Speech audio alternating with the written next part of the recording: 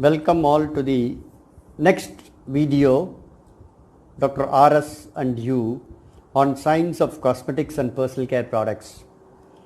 Today, what we are going to discuss is hair and its texture. Hair and its texture. Right? So, hair and its texture. Right? So, hair on an average 100,000 to 115,000 hair follicles are present.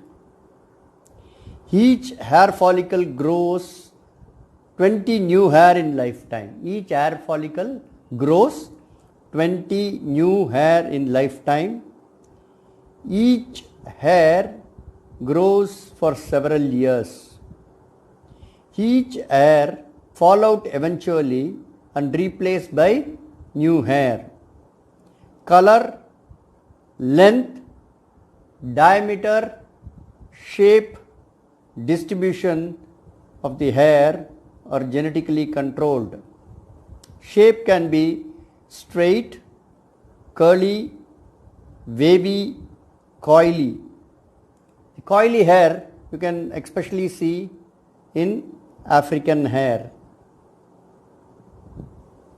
It's very coily hair, right? These are the types of hair you can see: curly, straight, curly, wavy and coily hair. But you see the structure of the hair. This is hair papillae, hair matrix, it's the outer sheath, inner root sheath.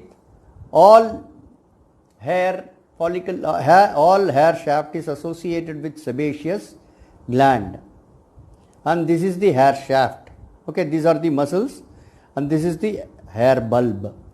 Right? So, hair shaft is important for us because most of the hair treatments are in relation to the hair shaft, right? So, hair shaft is divided into medulla, cortex and cuticle. When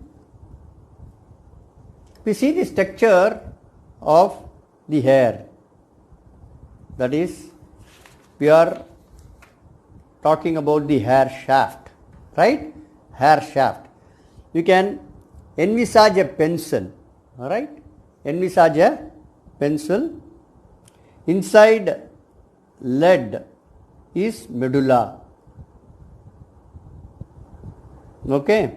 The bulk of the hair is cortex, and the outermost layer, the cuticle. Right? Hair is composed of three principal parts. What are the three principal parts?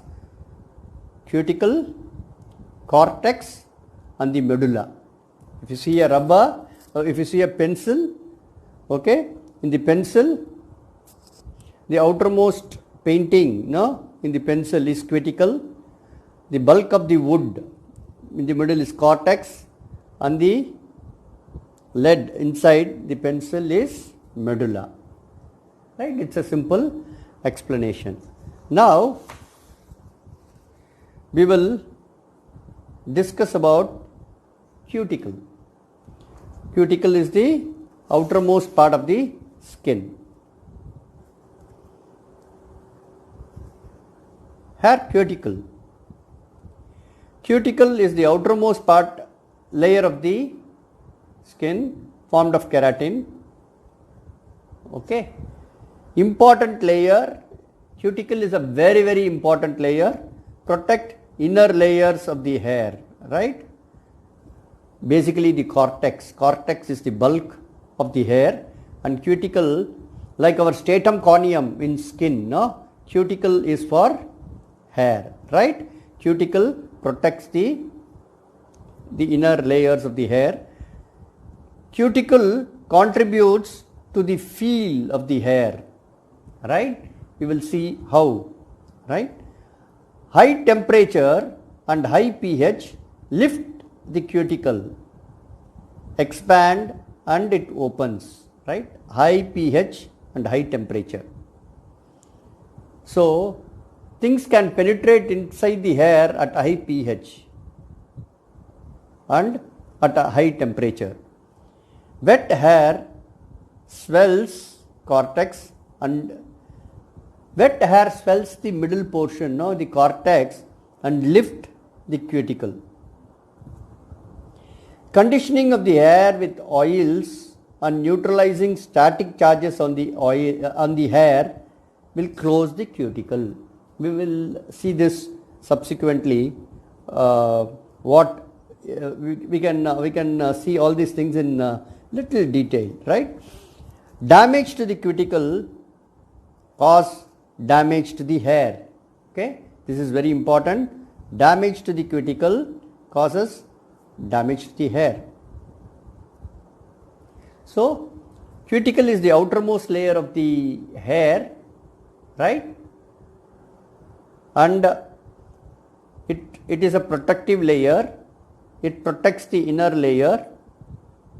At high temperature and high pH, cuticle can lift and it expands to open. Wet hair swells the cortex middle portion and then lift the cuticles. Conditioning hair with oils and neutralizing static charges on the oil will close the cuticle, right? Next I will show you a picture, a conditioned hair and a non-conditioned hair, and how the cuticle changes. See, all this conditioning we will discuss little later when we talk about the conditioners. But to explain, I am showing you in this context here.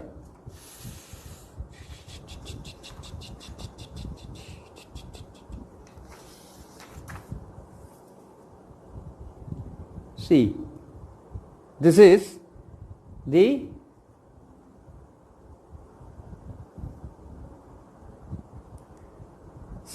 conditioned hair, okay?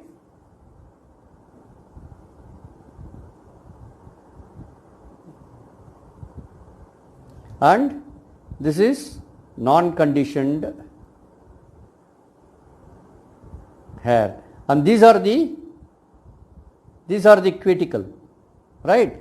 See, the cuticle is smooth here and cuticle is lifted here. See, when the cuticle is lifted, you get into the hair itself feel rough. The entire sensory of hair depends upon how well the cuticle is conditioned. If the cuticle is conditioned very well, the hair feels smooth and you can comb the hair very well.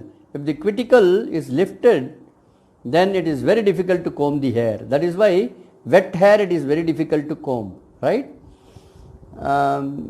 It has to be moderate moisture. It has to be the moderate moisture, right? Now, this is the cuticle, outermost layer, in the conditioned hair and the non-conditioned hair, how it lifts. You see how the cuticle looks under, it's a magnified picture of the outermost layer of the skin, the cuticle, right? Then the next layer of the skin, next layer of the hair is cortex, right? Cortex. Okay. If you see cortex, you have cortex, okay. There are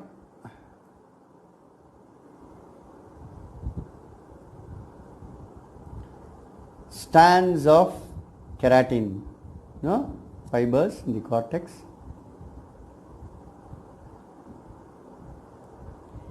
Strands, right, like this.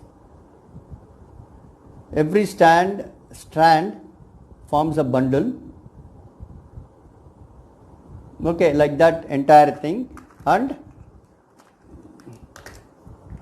they are cemented, right? Like this. Okay, that is the entire cortex. Okay, rough diagram. And how the cortex looks. In the picture, see, this is the cortex, right?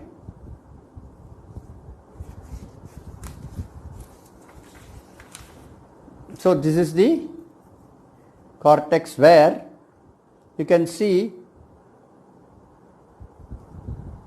the keratin chains, right? The keratin chains, this is called profibrils, microfibrils, and it's enclosed in macrofibrils, and the outermost is cuticle, right? Each and everything is a component here, right? So you have to understand that each and everything is a component that is made up of profibrils, microfibrils, and macrofibrils, right? All of that combine, and they are all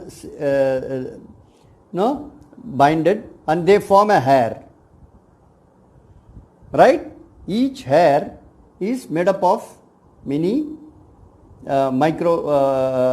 macrofibrils like this.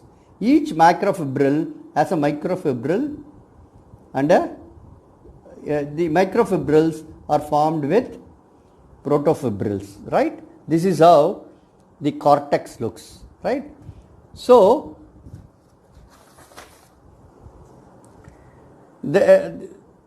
see, there are in the chemistry of the hair, there are various type of linkages, like polar linkage, then hydrogen bonds. Okay, see, there are hydrogen bonds and very strong disulfide bonds. Okay, these linkages gives strength to the hair, but the most strong linkage in the hair is the disulfide bonds. Okay, the disulfide bonds are very, very strong linkage to the hair, right? So pictorially, the hair is bounded by like this, right? The hydrogen bonds, the disulfide bonds, the hydrogen bonds, and this is the salt bond, polar. This is the polar bond, disulfide bond, and hydrogen bond. Okay, I am jumping to something where when the hair is straightened, hair is curly, right? Hair is curly, and you want to straighten the hair. What you do? You use hair relaxers. Hair relaxers has a very high pH. Now pH of the hair relaxer is alkaline. I told you, alkaline. So what happens? The alkalinity raises the cuticle. The alkali enters the cortex, and it breaks the disulfide bond.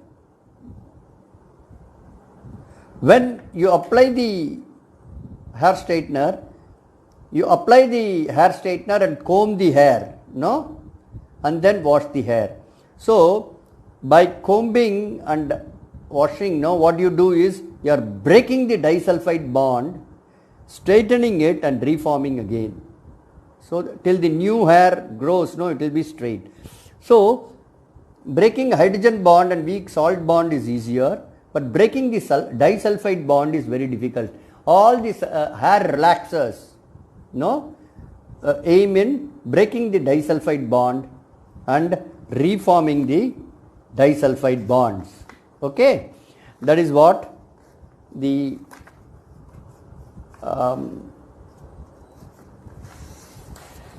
chemical bonds in the hair. in the cortex. Okay.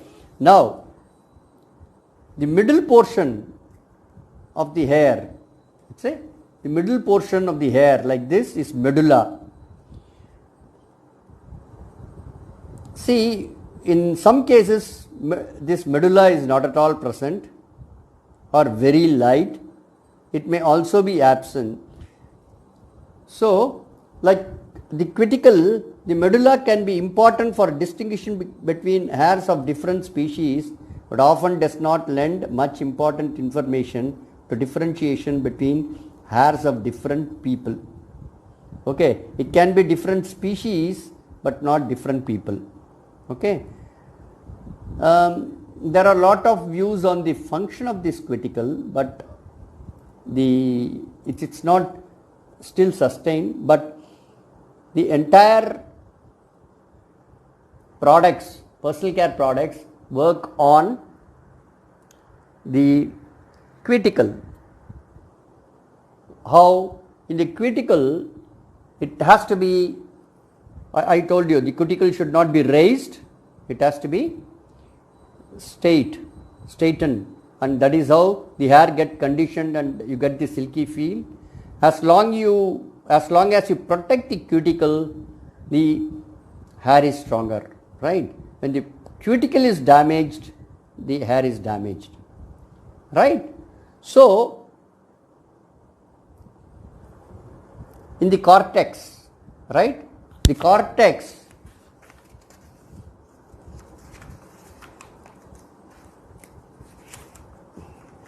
see the cuticle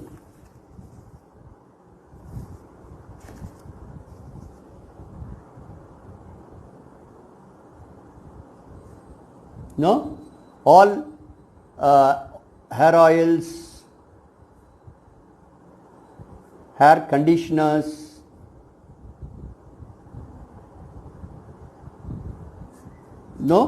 everything addresses the cuticle, right? They condition the cuticle. Hair conditioners also neutralize the charges on the cuticle. Okay, now what is neutralizing the charge? I thought I should explain here. If I don't explain, it will be confusing for you, right? I will explain here.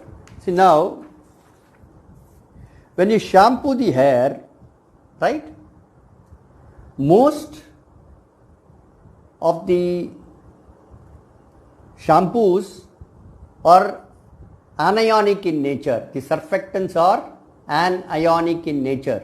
So, they leave a negative charge on the hair, right? That is why if you apply shampoos, you feel it's very difficult to manage the hair. Now there are very heavily built conditioners in the shampoo also, but using conditioner separately gives much more conditioned hair than shampoo alone. So what happens? This shampoo, anionic based shampoo, leave the charges, the negative charges on the hair. That builds static electricity on the charge. So the conditioners are positive charges, they are cationic, they neutralize the charges on the hair, and also there are emollients like silicones in the conditioner which smoothens the hair. So two things happen in the conditioner: it smoothens the hair and it neutralizes the charge left by the cleanser, the shampoo, anionic cleanser in the shampoo, and then conditions the hair, right? That is how the hair is conditioned. So what happens when the hair is conditioned? So the cuticle is conditioned. Hair is conditioned means the cuticle is conditioned. Okay, and when the cuticle is conditioned, the hair feels manageable, the hair feels smooth, right? All the so it's more a cosmetic the outer layer effect. No, it's more a cosmetic effect, right? Then cortex, hair relaxes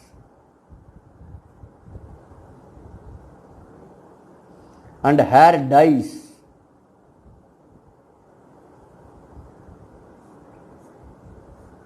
Hair relaxes and hair dies, no, work in this area, cortex. Okay, so hair relaxes, you know, it's very alkaline. Hair dyes, have you heard about ammonia free hair dye? Why ammonia? Because ammonia raises the pH of the hair shaft so that the cuticle opens, the hair dye enters the cortex, right?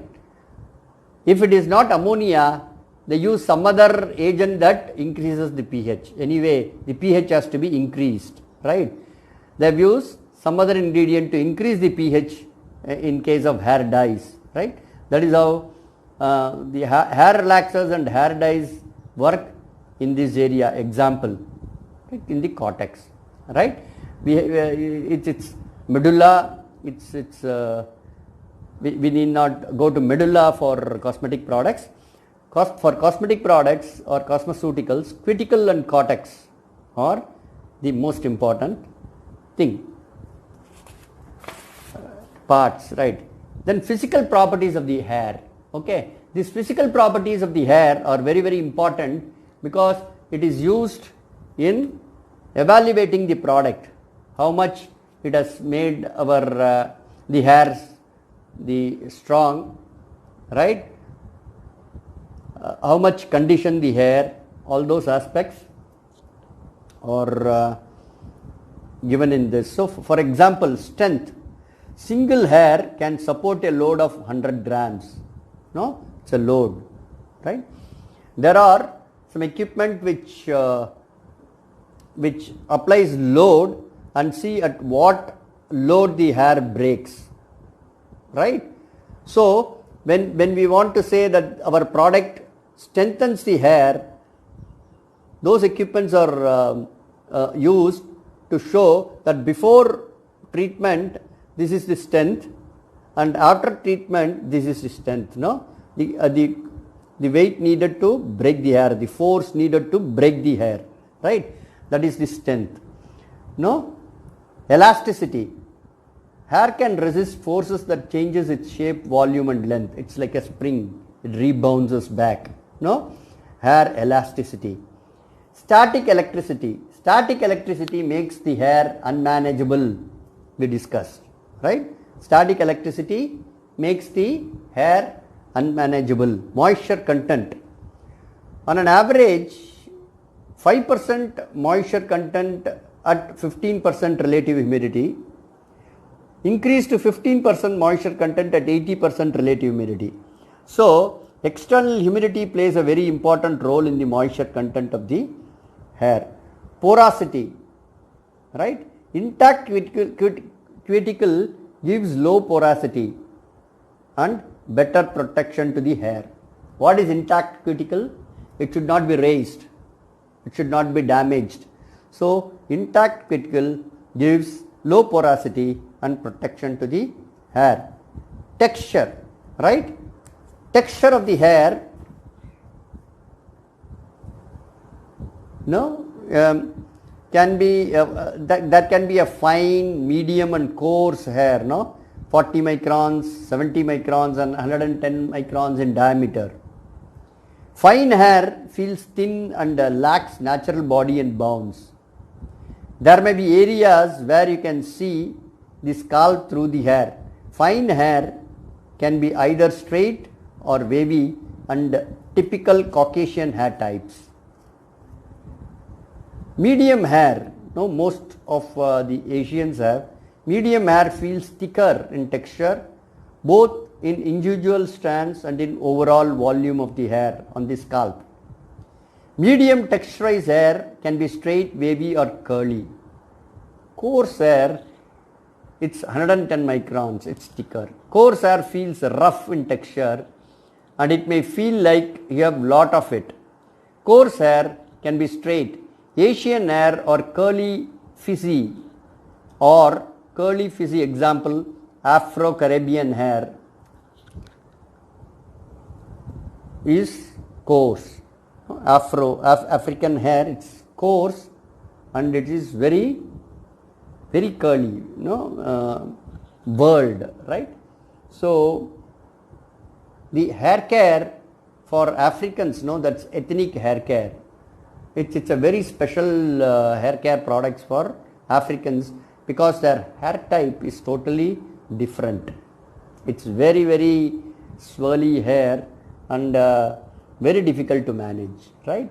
So lot of products, lot of moisturizers are used, lot of products that straightens the hair, hair straighteners are used in Africa to straighten the hair, right? To remove that the wire whirly hair, right? That is the thing. Now we can see what are the damages, Hair can get damaged. Types of damage: chemical, mechanical, thermal and environmental. Chemical, if you use perming, that is perming hair straighteners very frequently, right? Applying chemicals on the hair dyes. Mechanical, combing the hair, combing. Thermal, applying heat to dry the hair. And environmental conditions, pollution, right? External humidity, pollution, all those things damage the hair. See, you can see some hair which is damaged, broken. This is broken, almost broken hair. These are all the damaged hair where it is the hair which is the conditioned hair. These are all damaged hair. This is a picture which shows how the conditioning helps, right?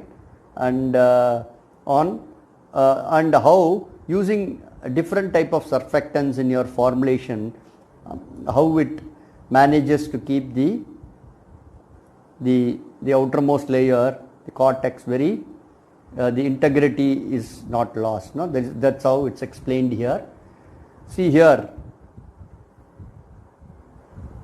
Cuticle untreated, scale with Texapon, one surfactant enlarged, then with another surfactant enlarged. So the cuticle. The cuticle is very, very important here. The cortex, the cuticle. The cuticle, how it changes in using different type of surfactants. In one surfactant, it is getting totally damaged. In the other, it has maintained its integrity. So while formulating a shampoo, and we will come back to that. What are the conditioners used in shampoo? What are the surfactants possible in shampoo? What are the surfactants used in shampoos commonly, and all those things we will see when we come to shampoos, right? And this is showing some split ends, hair split ends in the hair. Thermal, chemical, mechanical, reasons. Layers of hair separating. So this is split end in the hair, right? Now this is the hair growth cycle.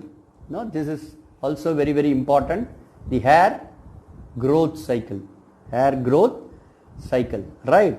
Hair growth cycle, they are anagen phase, the catagen phase, the telogen phase. These are the three phases of hair growth cycle, right? See what happens, anagen phase lasts for 2 to 6 years. The anagen phase lasts for 2 to 6 years, right? And the catagen phase 2 to 4 weeks, telogen phase 3 to 5 months. In the anagen phase, cells rapidly divide at the root of the hair, pushing the hair shaft up, okay, pushing the hair shaft up. This catagen phase marks the transition from hair follicles to active growth. In telogen phase, the hair follicle is at rest. See what happens, no? Anagen phase, the hair grows. In the catagen phase, the hair stops growing. The anagen phase is for 2 to active growth, producing new cells, right? Here, catagen phase, it slowly detaches itself, and then in telogen phase, the hair comes out, prepares for the next cycle. Follicle rests for 3 to 5 months, and the next cycle starts, and the cycle starts, right? Again anagen, right?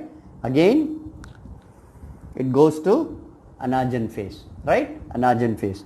So what are the hair cycles? Anagen phase, catagen phase, telogen phase. This is the active phase, 2 to 6 years, keep on growing.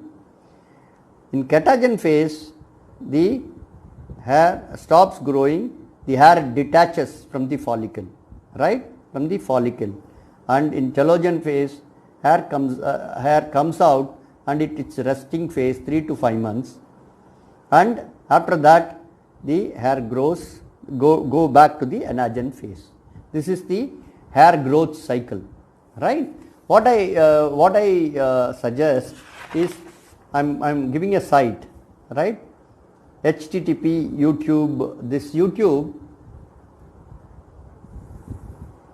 all of you view this YouTube, no? In this, they picturized the 3 phases, right? All the 3 phases of hair growth, the anagen, catagen and telogen phase.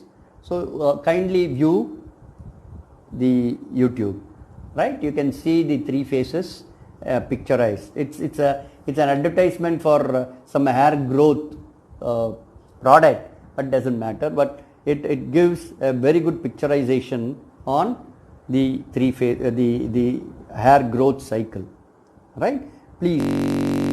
So kindly pardon me that I've used in couple of places hair, instead of hair I've used skin, right? So I have moved from skin to hair now. I've done that. So you read it as hair completely, right? And the other important point is on the hair color. The hair color is by, again, the 2 pigments, pheomelanin, brownish red, and eumelanin, black color.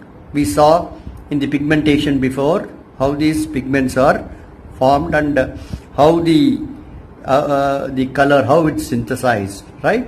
Now, combination of these 2 at a various ratios give different color shades to the hair, right? Different color shades to the hair.